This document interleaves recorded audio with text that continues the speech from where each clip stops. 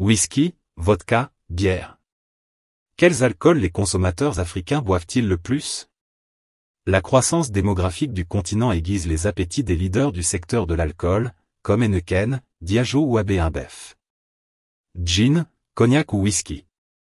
Au cours des 12 derniers mois, le spécialiste des études de marché africain Sagaci Research a collecté les habitudes de consommation de plus de 100 000 répondants à travers 26 pays du continent, concernant leur rapport aux spiritueux. En RDC et en Côte d'Ivoire, par exemple, le whisky l'emporte, avec respectivement 11,2% et 10,9% de consommateurs parmi les répondants. En deuxième position, le gin l'emporte en Côte d'Ivoire, 7,4%, quand les Congolais misent plutôt sur la vodka, 5,4% des répondants. Citée par 13% des consommateurs africains interrogés pour l'étude, la vodka est particulièrement présente au Kenya, l'Afrique du Sud, le Togo, le Zimbabwe et l'Angola sont les autres grands consommateurs de cet alcool. Au Cameroun, où les amateurs de spiritueux sont plus nombreux, 20,6% des répondants, le whisky se détache également, 19%, devant la vodka, 7,4%. Les brandys et cognacs arrivent loin derrière, moins de 2% des répondants en avaient consommé au cours des 12 derniers mois dans chacun des 3 pays cités. La consommation de cet alcool sur le continent est tirée par les marchés anglophones tels que le Kenya, premier avec une pénétration de 11%, l'Afrique du Sud, 10%, la Zambie et le Nigeria, 7% chacun.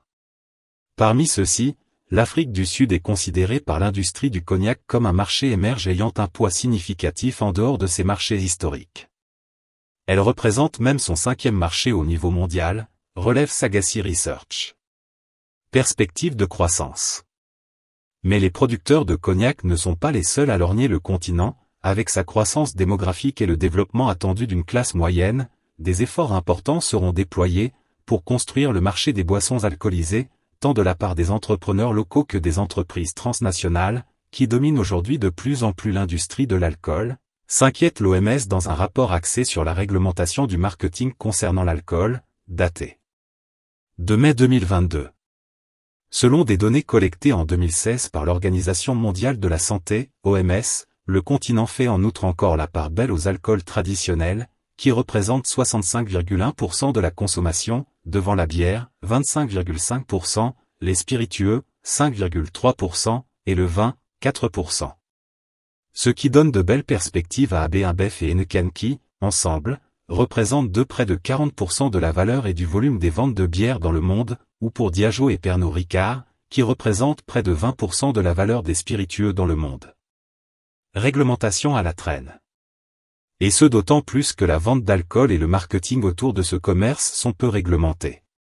Seuls 3 pays, le Togo, la Zambie et l'Afrique du Sud, ont ainsi légiféré sur le marketing des boissons alcoolisées, interdisant par exemple que les spots s'adressent aux mineurs.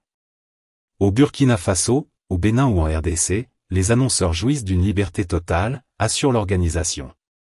En outre, pointe-t-elle, si les Africains boivent en moyenne 6,3 litres d'alcool pur par personne et par an, ce qui est moins que les Européens, 9,8 litres, ou les Américains, 8 litres, cette moyenne doit être pondérée par la forte prévalence d'abstinence sur le continent, 57,5% de la population de plus de 15 ans ne boit pas d'alcool, le deuxième taux au monde après le Moyen-Orient et ses 94,9% d'abstinents. Ce qui signifie que ceux qui boivent plus que moyenne mondiale, avec 18,4 litres d'alcool pur par personne et par an, contre 15,1 litres à l'échelle mondiale.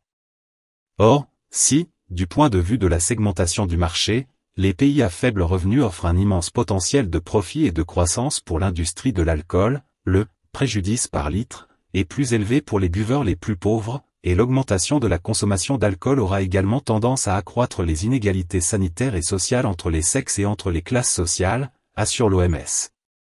Qui martèle, du point de vue de la santé publique et de l'intérêt général, le développement durable exige un renforcement plutôt qu'un relâchement des contrôles du marché sur la disponibilité, le prix et la commercialisation de l'alcool dans une économie et une population en pleine croissance.